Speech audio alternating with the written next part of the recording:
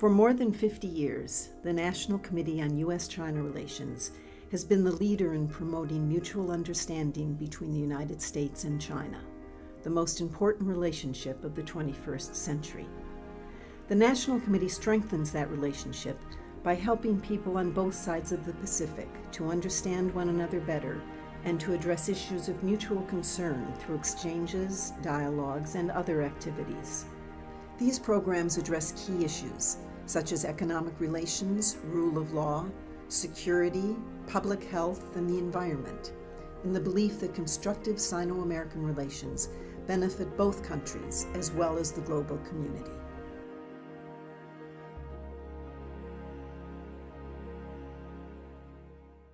Good evening, good afternoon, and good morning to all of you joining us live across the United States, China, and this year in the United Kingdom. I'm Steve Orleans, President of the National Committee on U.S. China Relations, and I am pleased to welcome audiences from 88 venues to our 15th annual China Town Hall.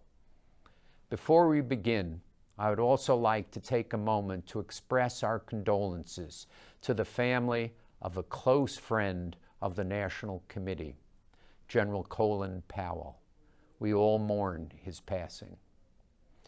U.S.-China relations are at a crossroads. The last 4 years have seen ties between our two countries reach lows not seen since before the establishment of diplomatic relations between the United States and China in 1979.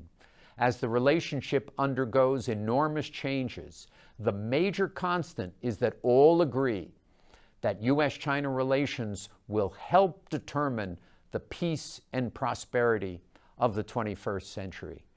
Through these changes, the National Committee has steadfastly believed that understanding China and crafting good policies based on that understanding would make Americans more prosperous and secure. We started Chinatown Hall 15 years ago in the hope of educating Americans throughout the country about China. Over the years, we have hosted former presidents, secretaries of state, national security advisors, and ambassadors to China. This year, for the first time, we have invited a journalist to serve as our speaker. At a time when all too often, traditional media focuses on the headline and a 3-minute story, Dr. Fareed Zakaria looks at the issues in depth and truly educates his viewers. This should come as no surprise, as Dr. Zakaria is the award-winning host of Fareed Zakaria GPS for CNN Worldwide, a Washington Post columnist, and a best-selling author of 7 books, including the recently published 10 Lessons for a Post-Pandemic World. We are thrilled to have him here with us today, and I am happy I can play Fareed Zakaria to Fareed Zakaria and interview the interviewer. I would also like to thank our speakers at our 88 venues who are leading voices on U.S. foreign policy and China, as well as our partners across the United States and China for hosting this event.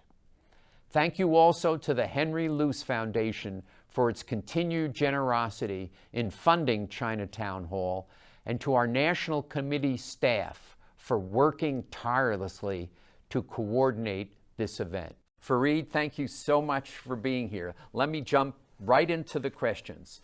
As I mentioned in my introduction, this is kind of the low point for U.S.-China relations since before we established diplomatic relations in 1979. Should the average American be concerned? How does it affect the average American's lives? Well, first, thanks for having me. Steve, it's a huge pleasure to be here. Yes, I think the average American should be concerned because the cliches are true. This is going to be the most important relationship of the 21st century. It's going to define the 21st century. It's the biggest new thing that has happened to the international system, really in 100 years, right? If you think about the rise and fall of great powers, as being one of those great engines of change, turmoil, revolution. Well, the rise of China is on that scale.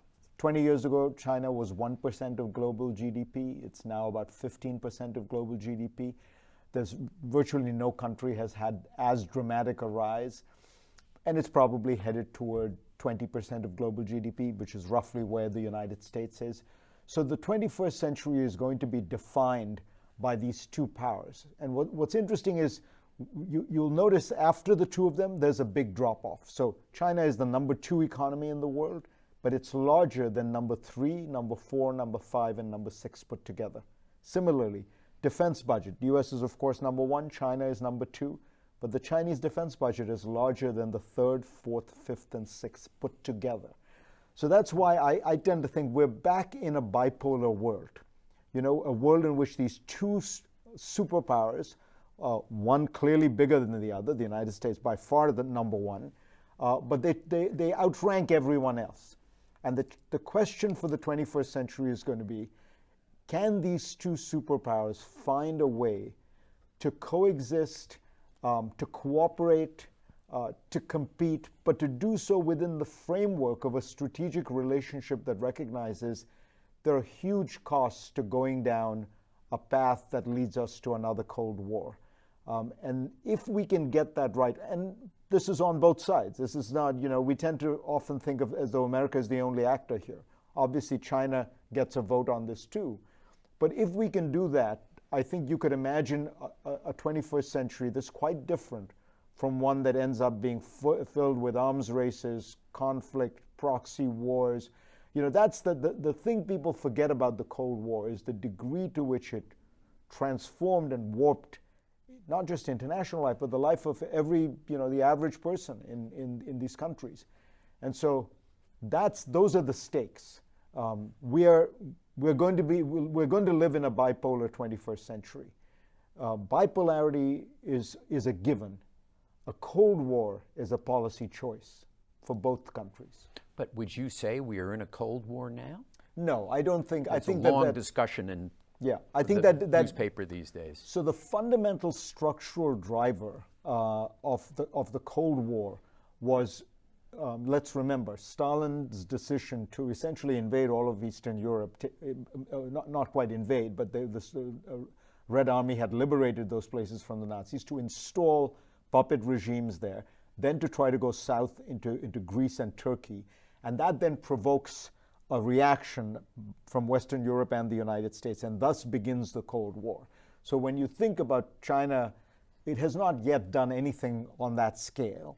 And more importantly, the Soviet Union and the United States were kind of hermetically sealed from one another economically, even culturally, even during World War II. The peak year of trade between the United States and the Soviet Union during the Cold War was about $2 billion of trade a year. The United States and China do $2 billion of trade every day. Right. And even, it might surprise people watching to know, in the last couple of months, we have been buying more stuff from China rather than less, despite all the geopolitical tensions. And that gets at a kind of fundamental reality of today's world, which is it is deeply interdependent in a very complicated way. So, you know, nobody decided that they wanted to have closer economic ties with China over the last 3 months. In fact, both sides have, you know, in many ways, the governments are trying in their way to untangle themselves a little bit. But here's what happened. Americans stopped going to the gym and started to buy Pelotons. Well, guess where Pelotons are made?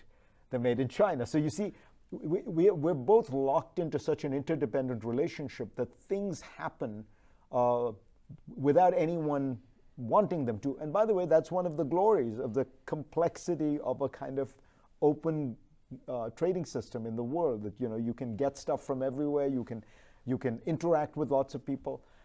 And if we did really go down the path of a Cold War, I think all that would unravel. It would become, you know, and in the worst case scenario, we go back to isolated, autarkic economies and a huge amount of conflict and confrontation. Your defense statistic is interesting because I often hear it that the United States defense budget exceeds the second, third, fourth, fifth, sixth, seventh countries combined. But you talk about it that China's exceeds those next five also, which By is the way, a very different way of looking at it. That also happens to be true. The U.S. is so much higher. You know, I mean, the U.S. spends about $750 billion.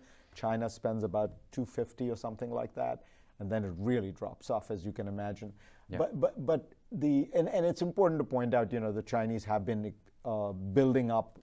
They've been expanding their military spending significantly.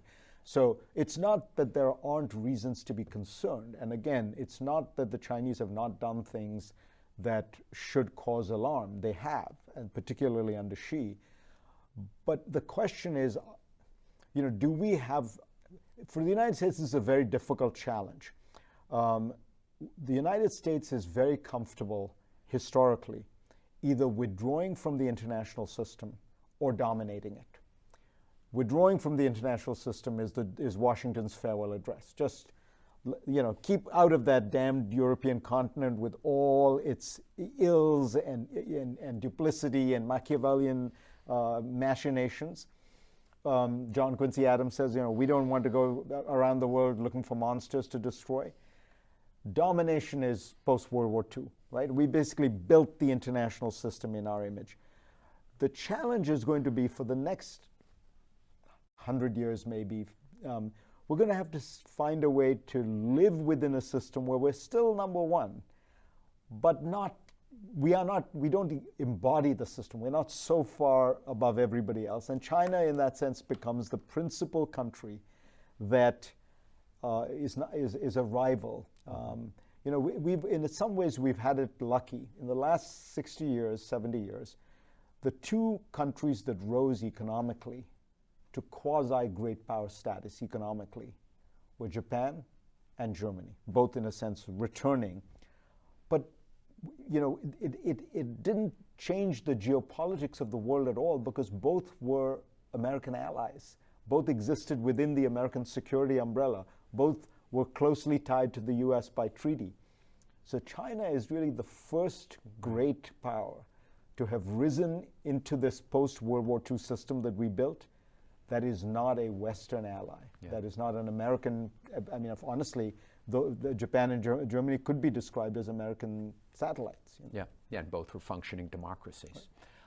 Which perfect lead into the first question from the audience, which is from Daniel Yu of the American Bar Association. And he asks, how do we balance our economic and business interests that you've referred to, desiring Chinese cooperation on global health and climate change, and China's potential threats towards Western values such as human rights, democracy, regional and international peace? And obviously he's referring to Hong Kong and Xinjiang also.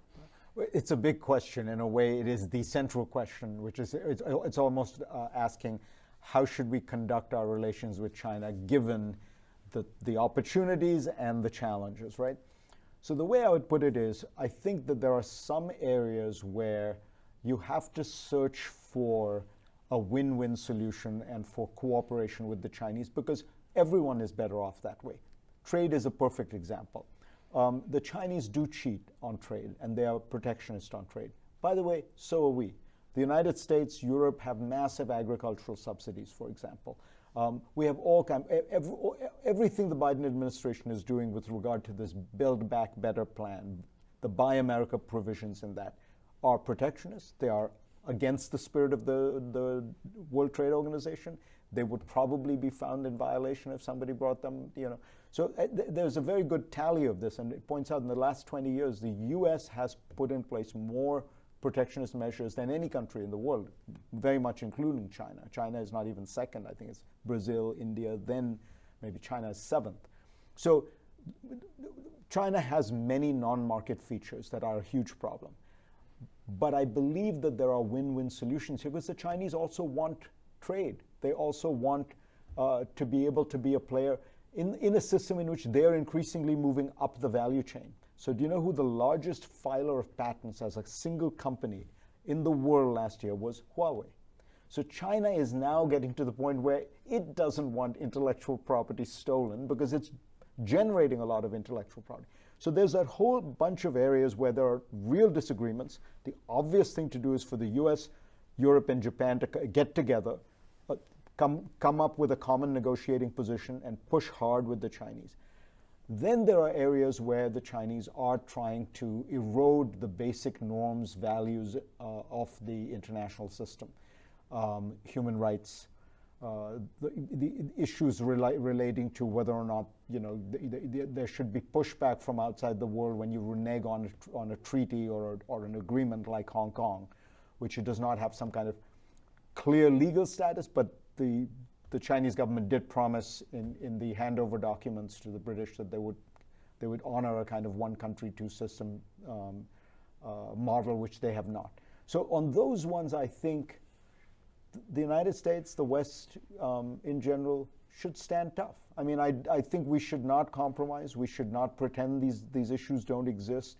We should air the differences. We should, hold them accountable in the sense that we can. Again, always better to do this with other countries than by ourselves. But I fear that this balance that the question was asking about is politically very difficult to do. When Truman outlined to Senator Vandenberg, the Republican whose support he was trying to get, that he wanted to have a strategy towards the Soviet Union that we would now call containment, Vandenberg said to him, Mr. President, the only way this will work is if you go on TV and scare the hell out of the American people. Otherwise, we're not going to be. And my fear is that, in order to get some of the things people want to get on the more confrontational side, you're going to exaggerate the threat, minimize the areas for cooperation. And that could lead us down a very dangerous path, because one thing we must always keep in mind in this conversation is China is not some inanimate object out there. It's got its own politics, it's got its own culture, it's got its own society. So when we do things, it has an impact on them. Yep. Let's go to our first question from the audience, from Catherine Ng, who is right here in New York City, and she'll be on video. Hi, I'm Catherine. I'm calling in from New York City. My question is about U.S. shifting Asia priorities and relations with Europe. Since the Obama administration, the U.S. has been trying to pivot to Asia, but without too much success. We're now at a moment where the country is able to shift more completely to Asia, but is also straining alliances along the way. For example, we withdrew from Afghanistan, but at a bit of a cost there. The US signed an AUKUS deal that left France upset.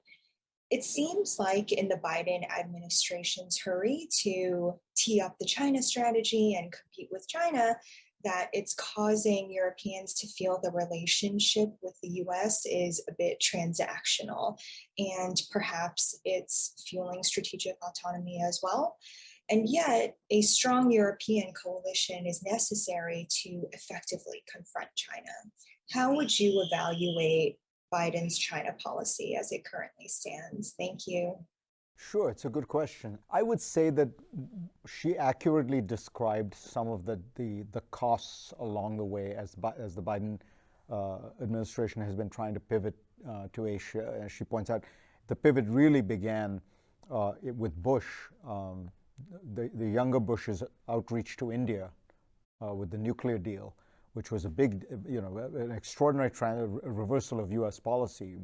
For 35 years, we had punished the Indians for having a nuclear weapon, and then we normalized it, and it was largely because there was the desire to bring India into the fold. Then the Obama pivot to Asia, so articulated, putting troops in Australia, a kind of base in the Philippines, all of which then led to what the Biden administration has tried to do. As usual, Trump is a kind of weird aberration where he doesn't really quite have a policy. It's schizophrenic. One day he loves Xi Jinping, the other day he's bashing him. I would say that the Biden policy is very much a continuation along these lines. And yeah, there was some bruised feelings. Some of those you could have dealt with better. The Afghanistan withdrawal could have been handled a bit better. The AUKUS deal could have been handled better. But the fundamental direction, I think, is correct, which is that the United States should be shoring up the alliances in Asia that will allow it to deter Chinese aggression, to maintain an American presence in the Pacific.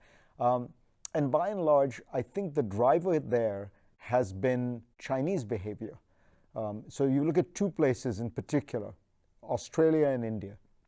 In both cases, the Australians were trying to play a game of having it both ways, of having very close economic ties with the Chinese and close geopolitical ties with the Americans. The Indians were trying to be very passive, and they were willing to kind of go along with things like the Quad as long as there was no military component, as long, they would often send a very junior minister to those meetings. And then the Chinese under Xi became, much more aggressive, issuing the set of demands to Australia, in the case of India, having that border skirmish. And in both places, the domestic politics have changed. As a result, the foreign policy has changed. And there is much more of a sense of kind of inviting the U.S. to play a role, to help these countries feel like they're not on their own. So I think it's, broadly speaking, been successful. One point I'd make about Europe, yes, we need to make sure that there's a way to pivot toward Asia that is both taking the Europeans along and through Europe, in a sense, as opposed to against Europe. There is going to be some concern on their part that they're being abandoned.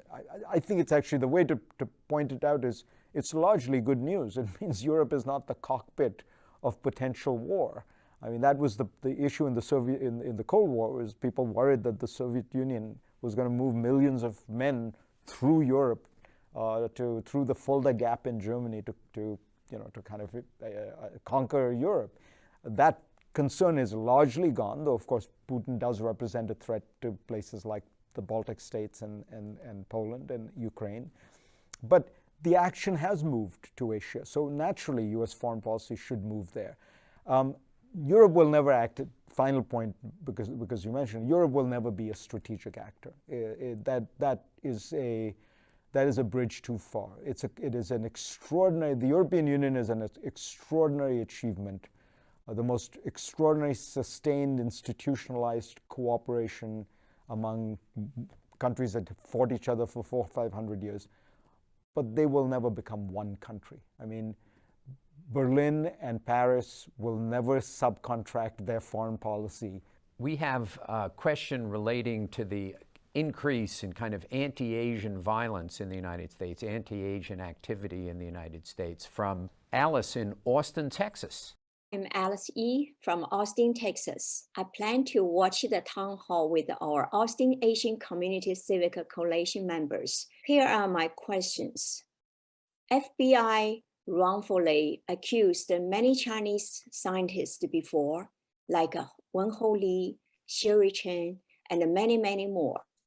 If U.S. China relationship going backwards, what challenges are we going to face as a Chinese American living in U.S.?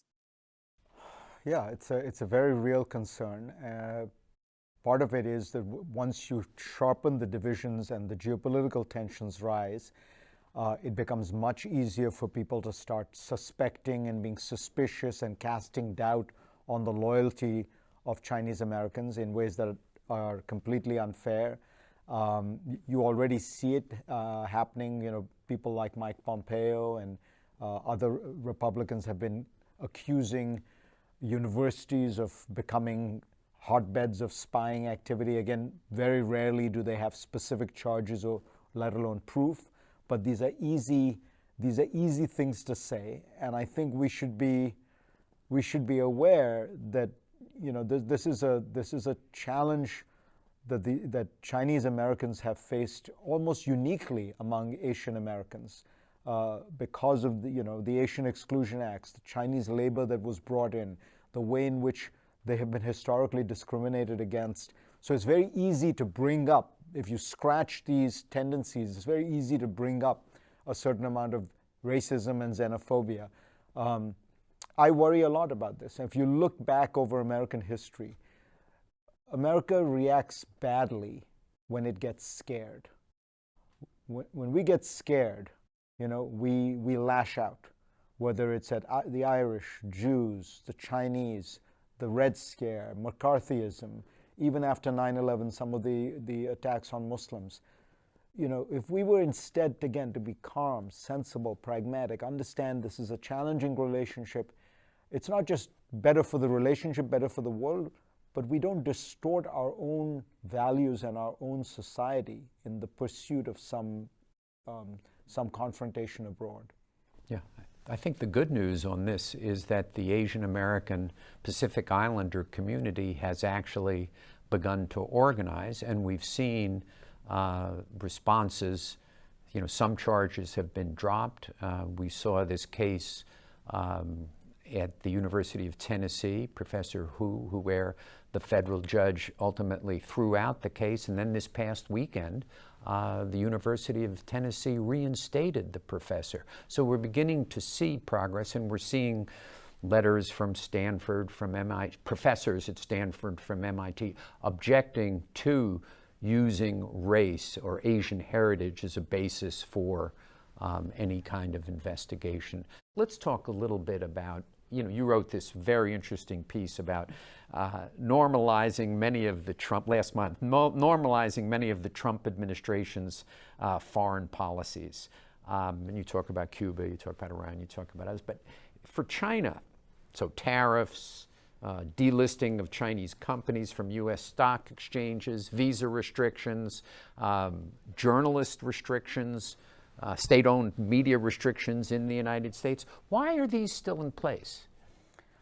There's something about Donald Trump that I think people most don't quite understand. He's very clever and in sensing the political mood. So in all of these areas, Cuba policy, Iran policy, and China policy, he changed the default position. He changed the operating position. And it turns out it's politically very hard to reverse it. Because, take Cuba as a simple example. If Biden were to try and reverse Cuba policy right now, Senator Robert Menendez, the ranking Democrat the chairman of the Foreign Relations Committee, would be appalled. He's very hawkish on Cuba. Now Biden needs his vote on these two big bills that are coming up, right? So on China, I think that Biden criticized the tariffs throughout the campaign, in my opinion, completely correctly and intelligently, pointing out, A, Americans were paying the cost for the tariffs, 100% right. B, they were not working, 100% right. And C, by the way, you could point out that it hasn't changed Chinese behavior at all. But were he to reverse them, you will see the barrage of tweets from Marco Rubio and Josh Hawley and things like that. Now, my own view is that is a mistake, because I think that, first of all, policy toward China is too important to play the politics with. You should try to figure out what the right thing to do is and do it. And secondly, those guys are going to attack you no matter what. I don't think I need to tell President Biden, we're living in a very polarized country. And if he wants to get a glimpse of that, watch the way in which Republican senators reacted to Biden's summit meeting with Putin, which was a pretty normal summit. They exchanged the usual free and frank exchange. The Fox News and Republican senators literally described it as Munich, as Biden having appeased Putin in a way that was going to lead to a world war. It was fantastical, right? And so if you're going to get attacked as being Neville Chamberlain at Munich when you have a routine bilateral with Putin, you're going to be attacked on your China policy no matter what. So you might as well do the right thing, because you're going to pay the political price of being pummeled from the right anyway. Mm-hmm. Do you think that the actual inflation that is now occurring in the United States, combined with the beginning of the progressive Democrats advocating for an ending of the tariffs because of their regressive nature, the people who are most affected by these tariffs are poorer Americans? Do you think we'll see a reversal of that? And we're seeing Ambassador Tai speaking with Vice Premier Liu He. You think we'll see some of these tariffs get ended? I think you're beginning to see the reestablishment of real dialogue, which is very good. You're seeing the reestablishment of some kind of strategic relationship. I still think the Biden administration doesn't know how to handle the politics of the China relationship. Look, to be fair to them, part of the problem is they will have very few allies on the Democratic side either. I mean, you know, if you look at Chuck Schumer, you look at Nancy Pelosi, you're not going to find, there used to be in the U.S. Senate in particular, a kind of group of wise men who had a broader strategic national security orientation, the Sam Nunns of the world, the Daniel Patrick Moynahans of the world, Lugar, and people like that. Those people don't exist anymore. And so what you have now is a much more political, partisan Senate. And so I think Biden is trying to figure out whether or not there's space there. My sense is maybe they would do it in the context of some kind of overall agreement where where the Chinese also make some concessions. But unfortunately, I don't see much movement. And as you say, it's highly regressive. These tariffs are basically taxes that are paid for by middle class and working class Americans. Mm-hmm. Yeah, and in an inflationary environment, it's a good way to actually reduce pressure for inflation. Let's talk about some of the shared challenges that the United States and China are confronting, especially climate change. We have questions. We have a partnership with the Schwarzman Scholars Program at Tsinghua University, and two of their students have submitted some questions on the topic of climate cooperation. So if we could hear from them. Hi, Fareed. My name is John Rendon. I'm from Brooklyn, New York, and the 5th cohort of Schwarzman Scholars. I'm here representing Meetup Chinese Group in Charlotte, North Carolina. My question concerns climate change. In the past, we heard climate change mentioned alongside pandemic control and prevention as an area where the United States and China, no matter their differences, could cooperate and find common ground. Yet the experience of the COVID-19 pandemic showed us that the differences between China and the United States state interests and government systems made that cooperation very difficult, if not disappointing. Why should we expect climate change to be different? Thanks. Hi, my name is Alliance, and I'm currently a Schwarzman Scholar at Tsinghua University residing in Beijing in China. Leading up to the COP26 conference at the end of this month, my question is, knowing that both China and the US are global superpowers with key roles in helping achieving a net zero future. So what are the immediate actions that both countries have to take in order to ensure that we're en route to a sustainable climate change future? Thank you. Well, they're both very good questions. And the first one pointedly says, why has this been so difficult? And I think the reason it's difficult is because it's actually not an area where you are going to get much because of a treaty or an agreement between the two sides. On this issue, I dissent a little bit from the conventional wisdom. The Chinese are going to do what they want to do and what they need to do to get their emissions down for their own reasons. They're not going to do them because the United States forces Beijing to do it. And the same is true of the United States. These are decisions largely made by countries because of their own sense of commitment and political pressure or societal pressure. And the Chinese have been doing a certain amount because there has been a lot of concern in China about dirty air and dirty water and such. But I don't quite see where the opportunity for a win-win here is, in the sense that the Chinese are going to reduce emissions if they want to, and the Americans are going to reduce emissions if they want to, and maybe they'll get together in places like Paris, the Paris Accords, which are entirely voluntary, and they can symbolically commit to them.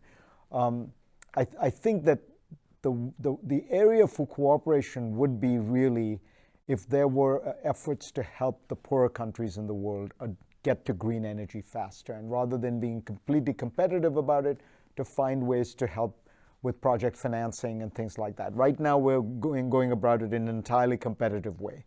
The Chinese do their Belt and Road Initiative. The United States is trying to offer various other forms and is trying to counter that.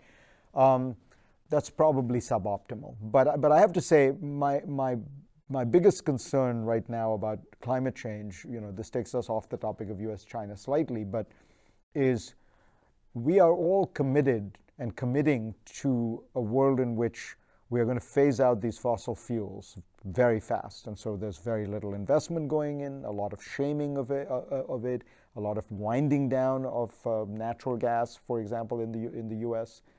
But we don't have green technology at the scale we needed. And most importantly, in what utility would call in terms of base load capacity, in other words, the always-on energy that an electric utility needs to provide electricity when the sun is not shining and the wind is not blowing. And right now, what you're seeing are very big gaps between, you're winding down fossil fuel, but you're not ramping up. We can't ramp up green enough. And that's why you have these blackouts in places like California. That's why you have this energy crisis in Britain. My fear is this is not something you can just aspirationally wish for. It needs a lot of very careful planning. If you are going to take one power plant offline because it's coal-fired or natural gas-fired, you have to have something that replaces it kilowatt for kilowatt. You have to find those sources, and if you can't find them, you have to keep the fossil fuel on for a little bit longer. Move from coal to gas because it's half the emissions. These are difficult trade-offs, but with regard to this subject, people assume if your intentions are good, the problem is going to solve itself. It won't. It takes a lot of implementation to make this work. But certainly sharing of technologies in this area would be beneficial. Sharing of technologies to protect cities, creating smarter cities. We've seen floods right here in New York. We've seen terrible floods in China, where we've seen significant deaths in the metro. So kind of sharing technologies in that area would certainly be useful. And we're seeing an energy crisis, a power shortage in China, which is based upon, I think, their attempt to wean themselves off of fossil fuels and go to alternative energy. That's part of it. So exactly. For them, they're facing a similar situation. Coal is going down, and they don't have quite the supply of what. But that's part of the reason. Yeah. Some part of this, yes, you're right. Best practices is the way I would put it with regard to urban policy, with regard to flood control, hurricanes.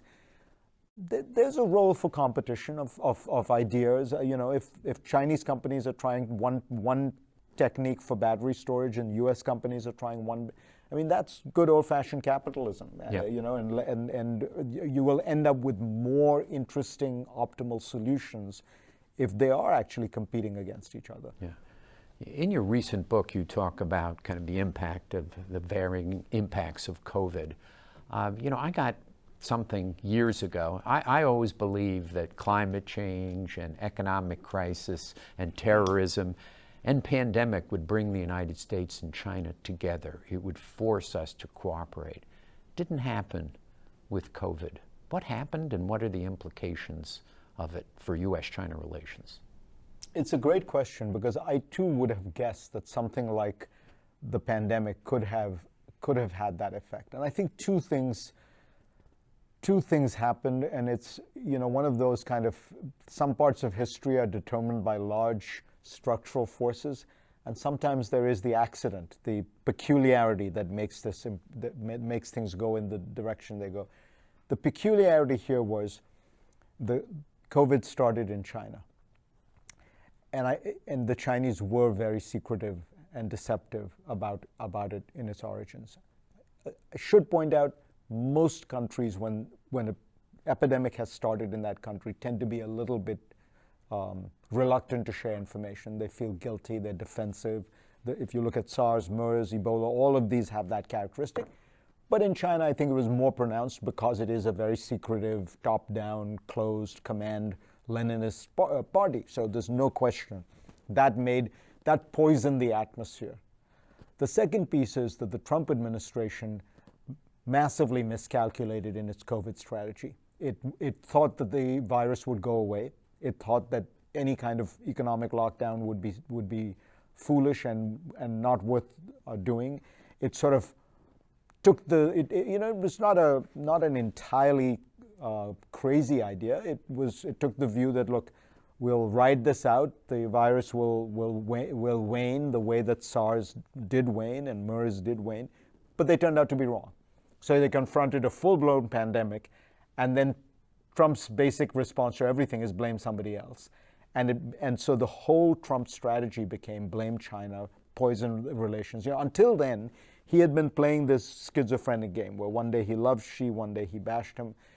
The COVID thing completely transformed it.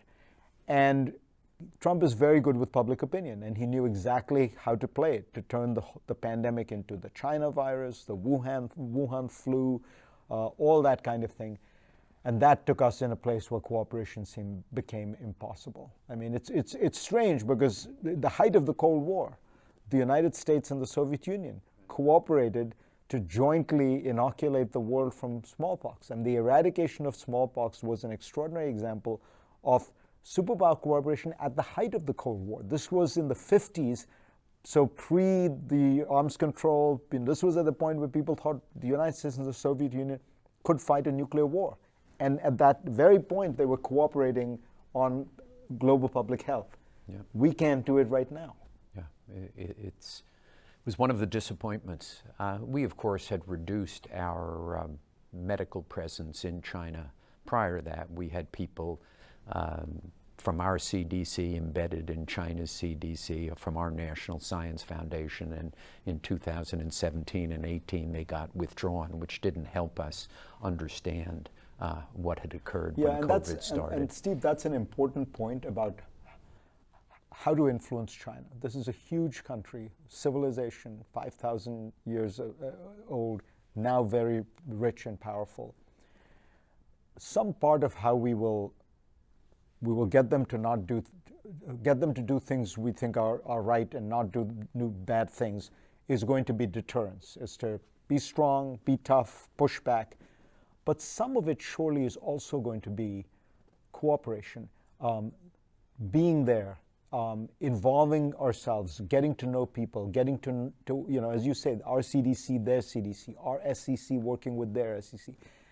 For two reasons. One, you do build some trust and goodwill. Secondly, you have some familiarity with what's going on in that place. And finally, they don't want to break the bonds either. They also, interdependence creates a certain kind of asymmetrical power for you. They don't want to get it all to be cut off and isolated. So the thread of pulling people out could be one of your bargaining chips. If we isolate them completely, if we isolate ourselves completely, we lose much leverage over them. I mean, one of the things that I've always pointed out to people is we keep sanctioning countries with whom we have no contact. North Korea, Iran, Venezuela, and then Cuba, and then we're surprised that the sanctions don't work.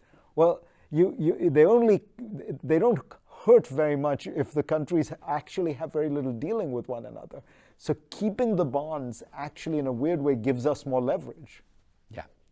Let's talk a little bit about trade and investment. As you've pointed out, it's enormous and so important.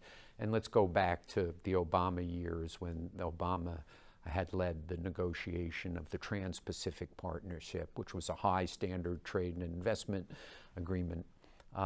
Secretary Clinton and President Trump decided they were going to withdraw from it, and then President Trump won the election, and he did withdraw from it. As you pointed out in a wonderful story, the day after the United States announced its partnership with Australia and the United Kingdom to provide Australia for, I think, $60 billion with nuclear-propelled subs. China, the day after, applied for accession to what was the Trans-Pacific Partnership, is now called the Comprehensive and Progressive Trans-Pacific Partnership. It's kind of got amended somewhat, and it now exists with 11 countries, including Australia and Japan, some of our closest allies. You and I believe this is a big deal, but people don't much share our view. Why? What's going on here?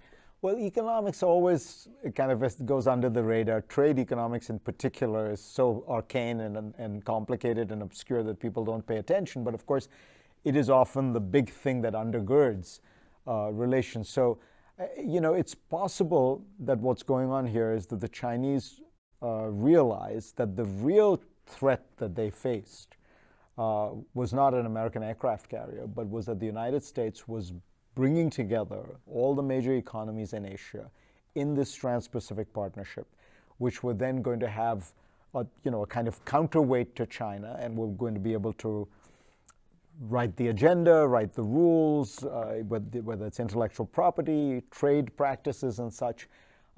And so once America foolishly, in a sense, commits the own goal of withdrawing from a trade treaty that it had sponsored, imagined, dreamed up, corralled these other 11 countries into doing, the Chinese were like, well, maybe we should get involved. Now, I don't think China will be led into the TPP, but it's a kind of clever move, and it highlights the cost that the United States is paying in not being part of the TPP. The TPP basically opened up markets like Japan to America that had long been closed. It actually had many concessions on wages, on environmental issues that the left wanted and were able to get. It's a remarkably progressive trade treaty, but again, Trump poisoned the atmosphere so much that it became impossible to get out of it. If things continue to go south, though, I do think the Chinese will, whether formally through the mechanism of joining the TPP or not, they will take advantage. If America retreats more and more into isolation and protectionism, the Chinese benefit because the rest of the world can't afford to do that. The U.S. is still a vast domestic economy. We think we're very globalized. We're not. 80% of the U.S. economy is a domestic economy. Trade is only 20% of our economy. But you go to Thailand, you go to Malaysia, you go to Singapore, you go to Taiwan, these countries are entirely dependent on trade. Even Germany, 50% of German GDP is trade. But you're thinking that China will never get in, or will not get in for the next decade? There's a provision in there that says non-market economies can't join, and there is significant, I think there's enough reality to China not having a real market economy. And secondly, given where the Australians are and the Japanese are right now, they would veto it, is my guess. I think it would take either significant reforms or significant cajoling from the Chinese. I think the Chinese have, we've talked a lot about American policy. Xi has fundamentally misunderstood how to handle his Asian neighbors. I think that the Xi approach has been be very strong, be very tough, and you will command their respect. It's not working. It's having exactly the opposite impact. I can tell you, intimately knowing the India story, the Indians were really not very anti-Chinese. They were being pushed by the U.S. to get more involved with the Quad. And then Xi launches this skirmish in the Himalayas, this border. It's not clear what happened. It's not clear what happened. We don't know what happened. Nobody's explained it well. What we know is that the Chinese and the Indians fought hand to hand because they'd been luckily told not to use weapons. The Chinese ended up with 20 square miles of additional territory. But this is like frozen wasteland tundra territory. I don't know what they would do with it. But as a result, it completely changed India's foreign policy toward China. They banned hundreds of Chinese apps. They've essentially banned all Chinese investment into the country. And they are now much more actively participating, even at a defense level, with the Quad. So I would put it to Xi Jinping, was it worth it? You got 20 miles of frozen tundra and you changed, the foreign policy of 1.2 to 1.3 billion people. I would argue the same with respect to the South China Sea, right. That the consequences of China's actions in the South China Sea and the benefits that they derive don't outweigh the costs right. that it's created in terms right. of unifying the Asian countries with the United States in opposition to China's right. action. There's a familiar dynamic in international relations, which is balancing. Countries first try to balance against a rising power, rising threat. Only if they feel they cannot balance, then they jump on the bandwagon. So the truth is, because of America in large part, these countries can balance. They can balance China. And so as long as that dynamic is at play, China, Deng Xiaoping was very wise. When outlined China's relations to the world and sort of said, hide your light under a bushel. I think it wasn't just that he was saying we're weak right now. I think Deng understood that China is not the United States. The United States grew to great world power surrounded by two vast oceans and two weak neighbors. Right? Sorry to the Mexicans and Canadians listening. China is growing rich and powerful in the middle of Asia. It has 16 neighbors and 16 border disputes, and all these countries watch the rise of China and they get anxious, and managing that rise is a task worthy of a Bismarck, and Xi Jinping is no Bismarck. Why? And then I want to get off of CPTPP, but during the Obama administration, national security professionals, so our armed forces, the Secretary of Defense said that, joining the Trans-Pacific Partnership was more valuable than a bunch of aircraft carrier groups, that it really created another pillar for America's presence in Asia. There's really silence today from our national security professionals on that. Some of the, folks who work on economics said this would be good for America. The net growth in jobs is easy to quantify. This would be good. But there's not a bunch of national security folks who said this would be great for what the first questioner asks, our pivot to Asia. I think it's an important question, and it's fundamentally because trade has become a dirty word in Washington, because everybody thinks that it is by focusing on trade and globalization and neglecting the American worker whose wages have declined, that is what got us Donald Trump, that is what got us this wave of populism, and so everyone is sort of genuflecting to what they see as this political atmosphere. The truth is, the United States did not open itself up blindly to trade over the last 20 years. We have actually not opened up our economy as much as other countries. We're the laggard. And as I said, we have more protectionist measures in place. Many of those, by the way, are what hurt American workers. And one of the reasons for the decline in wages actually has to do with the fact that we weren't keeping pace with the rest of the world. The big number everyone talks about is this one China study that found 2 million jobs. American manufacturing workers lost 2 million jobs because of what is called the China shock. Nobody read the study. That's over 15 years. Okay, that comes to about 150,000 jobs every year. Now, do you know how many jobs American workers lose every year through the normal churning of the American economy? 60 million. So this is 150,000 jobs out of 60 million that are lost every year through all kinds of reasons. Now, some of those are voluntary. People resign, people move locations. But even if you take it, there's a very good calculation done by the International Institute for International Economics. It basically comes to the conclusion that for every job lost to trade with China, there were 150 other jobs lost by American workers to technology, to productivity gains, to all kinds of other things. None of those people have been, none of those job losses have become the center of American political debate. And it's important to point out, when we talk about manufacturing jobs, because that's what we're talking about with China, those were the 2 million lost.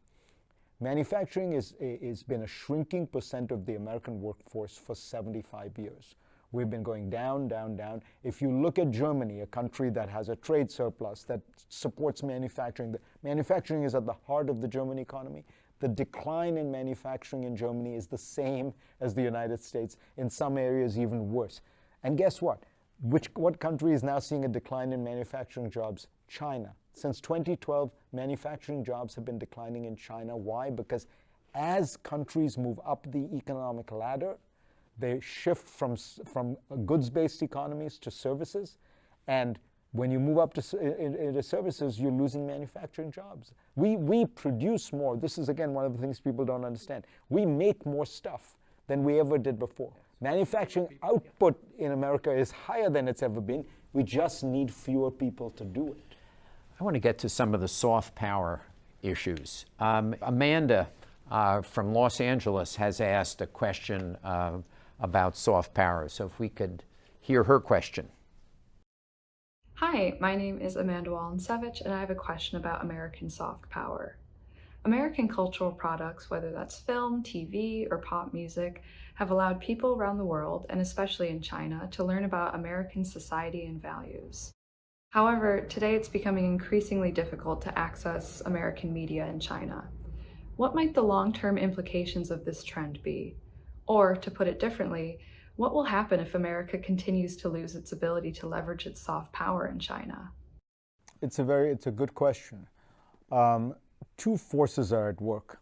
One is that China has become more closed under Xi Jinping and is, in a sense, kind of decoupling itself from particularly the intellectual, cultural world in that way. I mean, you mentioned my books.